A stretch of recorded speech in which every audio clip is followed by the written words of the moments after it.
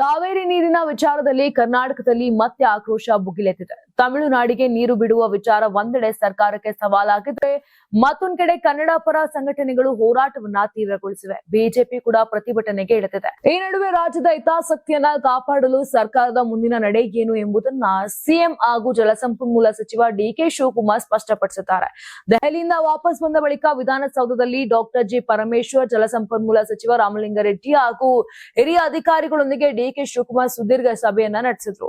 ಸಭೆಯ ಬಳಿಕ ಮಾತನಾಡಿದಂತ ಸಿಎಂ, ರಾಜ್ಯದ ಜನರ ಹಿತಾಸಕ್ತಿಯೇ ಸರ್ಕಾರದ ಮೊದಲ ಆದ್ಯತೆ, ರಾಜ್ಯದ ಹಿತದೃಷ್ಟಿಯಿಂದಲೇ ನಿರ್ಧಾರ ಕೈಗೊಳ್ಳಲಾಗುವುದು ಅಂತ ಸ್ಪಷ್ಟಪಡಿಸಿದ್ದಾರೆ. ಇನ್ನು ಡಿಕೆಶಿ ಅವರು ಈ ಒಂದು ವಿಷಯ ಸಂಬಂಧ 10 ಸೂತ್ರಗಳನ್ನ ರಚನೆ ಮಾಡಿದ್ದಾರೆ. ಹಾಗಾದ್ರೆ ಆ 10 ಸೂತ್ರಗಳು ಯಾವ್ಯಾವ್ದು ಅಂತ ನೋಡೋದಾದ್ರೆ, 1. ಸದ್ಯ ತಮಿಳುನಾಡಿಗೆ ನೀರು ಬಿಡೋದಿಲ್ಲ. ಕಾವೇರಿ ಜಲಾಶಯಗಳ ಪರಿಸ್ಥಿತಿ ಮತ್ತು ರಾಜ್ಯದ ಅಗತ್ಯವನ್ನ ಗಮನದಲ್ಲಿಟ್ಟುಕೊಂಡು ಸದ್ಯ ತಮಿಳುನಾಡಿಗೆ ನೀರು ಬಿಡಲಾಗಿಲ್ಲ ಅಂತ ಸರ್ಕಾರ ಸ್ಪಷ್ಟಪಡಿಸಿದೆ. 2. ಕರ್ನಾಟಕ ಬಂದ್ ಅಗತ್ಯವಿಲ್ಲ. ಕಾವೇರಿ ವಿಚಾರದಲ್ಲಿ ಕರ್ನಾಟಕ ಬಂದ್ ನಡೆಸುವ ಅಗತ್ಯವಿಲ್ಲ ಎಂಬುದು ಸರ್ಕಾರದ ನಿಲುವು. ಸಮಸ್ಯೆಯನ್ನ ಕಾನೂನು ಮತ್ತು ರಾಜಕೀಯ ಮಾರ್ಗದಲ್ಲಿ ಎದುರಿಸುವುದಾಗಿ ಹೇಳಿದೆ. 3. ಭಾನುವಾರ ಸರ್ವಪಕ್ಷ ಸಭೆ. ಕಾವೇರಿ ವಿಚಾರದಲ್ಲಿ ಭಾನುವಾರ ಸರ್ವಪಕ್ಷ ಸಭೆ ನಡೆಯಲಿದೆ. ಎಲ್ಲಾ ಪಕ್ಷಗಳ ನಾಯಕರ ಅಭಿಪ್ರಾಯ ಪಡೆದು ಮುಂದಿನ ನಿರ್ಧಾರ ಕೈಗೊಳ್ಳಲು ಸರ್ಕಾರ ಮುಂದಾಗಿದೆ. 4. ಎಲ್ಲರ ವಿಶ್ವಾಸ ಪಡೆದು ನಿರ್ಧಾರ. ಯಾವುದೇ ಏಕಪಕ್ಷೀಯ ನಿರ್ಧಾರ ತೆಗೆದುಕೊಳ್ಳದೆ ರಾಜ್ಯದ ಎಲ್ಲಾ ಪಕ್ಷಗಳು ಹಾಗೂ ನಾಯಕರ ವಿಶ್ವಾಸ ಪಡೆದು ಮುಂದಿನ ಹೆಜ್ಜೆ ಇಡುವುದಾಗಿ ಡಿಕೆಶಿ ಹೇಳಿದ್ದಾರೆ. 5. ರಾಜ್ಯದ ಹಿತಾಸಕ್ತಿಯೇ ಮುಖ್ಯ. ತಮಿಳುನಾಡಿನ ಒತ್ತಡಕ್ಕಿಂತ ಕರ್ನಾಟಕದ ಜನರ ಹಿತಾಸಕ್ತಿಯೇ ಸರ್ಕಾರಕ್ಕೆ ಮುಖ್ಯ ಅಂತ ಡಿಕೆ ಶಿವಕುಮಾರ್ ಸ್ಪಷ್ಟಪಡಿಸಿದ್ದಾರೆ. 6. ರಾಜ್ಯದ ಜನರಿಗೆ ಮೊದಲ ಆದ್ಯತೆ.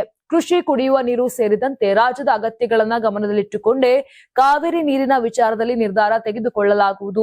7. ಕಾವೇರಿ ಕಾಪಾಡಲು ಬದ್ಧ. ಕರ್ನಾಟಕದ ಪಾಲಿನ ಕಾವೇರಿ ನೀರು ಹಾಗೂ ರಾಜ್ಯದ ಹಕ್ಕುಗಳನ್ನ ಕಾಪಾಡಲು ಸರ್ಕಾರ ಬದ್ಧವಾಗಿದೆ ಅಂತ ಡಿಕೆಶಿ ತಿಳಿಸಿದ್ದಾರೆ. 8. ಸಂಕಷ್ಟ ಸೂತ್ರ ರಾಜ್ಯಕ್ಕೂ ಅನ್ವಯ. ನೀರಿನ ಕೊರತೆಯಂತಹ ಸಂಕಷ್ಟದ ಸಂದರ್ಭದಲ್ಲಿ ಎರಡೂ ರಾಜ್ಯಗಳ ಪರಿಸ್ಥಿತಿಯನ್ನ ಪರಿಗಣಿಸುವ ರೀತಿಯ ನೀರಿನ ಹಂಚಿಕೆ ಸೂತ್ರ ರಾಜ್ಯದ ಮೇಲೂ ಅನ್ವಯವಾಗಬೇಕು ಎಂಬ ನಿಲುವನ್ನ ಸರ್ಕಾರ ಮುಂದಿಟ್ಟಿದೆ. 9. ಜವಾಬ್ದಾರಿಯಿಂದ ನಿರ್ಧಾರ. ಮಳೆ, ಜಲಾಶಯಗಳಲ್ಲಿನ ನೀರಿನ ಮಟ್ಟ ಹಾಗೂ ಒಳಹರಿವನ್ನ ಗಮನಿಸಿ ಜವಾಬ್ದಾರಿಯಿಂದ ನಿರ್ಧಾರ ಕೈಗೊಳ್ಳಲಾಗುವುದು. ಯಾವುದೇ ಆತುರದ ಹೆಜ್ಜೆ ಇಡುವುದಿಲ್ಲ ಅಂತ ಡಿಕೆಶಿ ಸಂದೇಶವನ್ನ ಕೊಟ್ಟಿದ್ದಾರೆ. 10. ಪ್ರಬಲ ಕಾನೂನು ಹೋರಾಟ. ರಾಜ್ಯದ ಹಿತಾಸಕ್ತಿಗೆ ಧಕ್ಕೆಯಾಗುವ ಪರಿಸ್ಥಿತಿ ಬಂದ್ರೆ ಕಾನೂನು ಹೋರಾಟ ನಡೆಸಲು ಸರ್ಕಾರ ಸಿದ್ಧವಾಗಿದೆ. ನ್ಯಾಯಾಲಯದ ಮುಂದೆ ಕರ್ನಾಟಕದ ವಾದವನ್ನ ಬಲವಾಗಿ ಮಂಡಿಸುವುದಾಗಿ ಸ್ಪಷ್ಟಪಡಿಸಿದೆ. ಇನ್ನು ಇದರ ನಡುವೆ ತಮಿಳುನಾಡು ಮುಖ್ಯಮಂತ್ರಿ ವಿಜಯ್ ಅವರೊಂದಿಗೆ ಸೋಮವಾರ ನಿಗದಿಯಾಗಿದ್ದ ಡಿಕೆ ಶಿವಕುಮಾರ್ ಅವರ ಭೇಟಿಯು ಸದ್ಯಕ್ಕೆ ಮುಂದೂಡಿಕೆಯಾಗಿದೆ. ಮಡಿಕೇರಿ ಭಾಗದಲ್ಲಿ ಮಳೆಯಾಗುತ್ತಿದ್ದು ಕಾವೇರಿ ಜಲಾನಯನ ಪ್ರದೇಶದ ಪರಿಸ್ಥಿತಿಯು ಬದಲಾಗ್ತಾ ಇದೆ. ಹೀಗಾಗಿ ಸದ್ಯ ಭೇಟಿ ಬೇಡ, ಮುಂದೆ ಮಾತುಕತೆ ನಡೆಸೋಣ ಎಂಬ ಸಂದೇಶವನ್ನ ತಮಿಳುನಾಡು ಸಿಎಂಗೆ ಕಳಿಸಿರುವುದಾಗಿ ಡಿಕೆಶಿ ತಿಳಿಸಿದ್ದಾರೆ. ಇತ ಸರ್ಕಾರದ ನಿಲುವಿನ ಹೊರತಾಗಿಯೂ ಕನ್ನಡ ಪರ ಸಂಘಟನೆಗಳ ಹೋರಾಟ ಮುಂದುವರೆದಿದೆ. ಬೆಂಗಳೂರಿನ ಹಲವು ಕಡೆ ಕರ್ನಾಟಕ ರಕ್ಷಣಾ ವೇದಿಕೆ ಸೇರಿದಂತೆ ಸಂಘಟನೆಗಳು ಪ್ರತಿಭಟನೆ ನಡೆಸಿವೆ. ಇಂದು ನಡೆದ ಸಭೆಯಲ್ಲಿ ಕನ್ನಡ ಪರ ಸಂಘಟನೆಗಳು ಆಗಸ್ಟ್ 13ರಂದು ಕರ್ನಾಟಕ ಬಂದ್ಗೆ ಕರೆ ನೀಡಿವೆ. ಕಾವೇರಿ ನೀರು ನಿರ್ವಹಣಾ ಪ್ರಾಧಿಕಾರದ ತೀರ್ಪು ಕರ್ನಾಟಕದ ಪಾಲಿಗೆ ಮರಣ ಶಾಸನದಂತಿದೆ ಅಂತ ವಾಟಾಳ್ ನಾಗರಾಜ್ ಆಕ್ರೋಶವನ್ನ ವ್ಯಕ್ತಪಡಿಸಿದ್ದಾರೆ.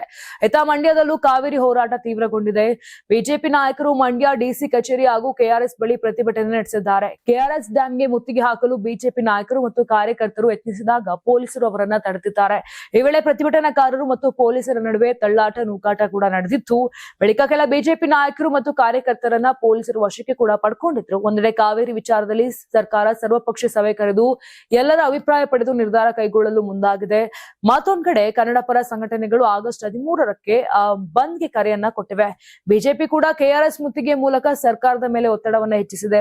ಹೀಗಾಗಿ ಕಾವೇರಿ ಕಿಚ್ಚು ಸದ್ಯಕ್ಕೆ ತಣ್ಣಗಾಗುವ ಲಕ್ಷಣಗಳು ಕಾಣ್ತಿಲ್ಲ. ಭಾನುವಾರದ ಸರ್ವಪಕ್ಷ ಸಭೆಯಲ್ಲಿ ಸರ್ಕಾರ ಯಾವ ನಿರ್ಧಾರ ತೆಗೆದುಕೊಳ್ಳಲಿದೆ, ಅದರ ಬೆನ್ನಲ್ಲೇ ಕಾವೇರಿ ಹೋರಾಟ ಯಾವ ತಿರುವು ಪಡೆದುಕೊಳ್ಳಲಿದೆ ಅನ್ನೋದು ಈಗ ಕುತೂಹಲವನ್ನ ಮೂಡಿಸಿದೆ.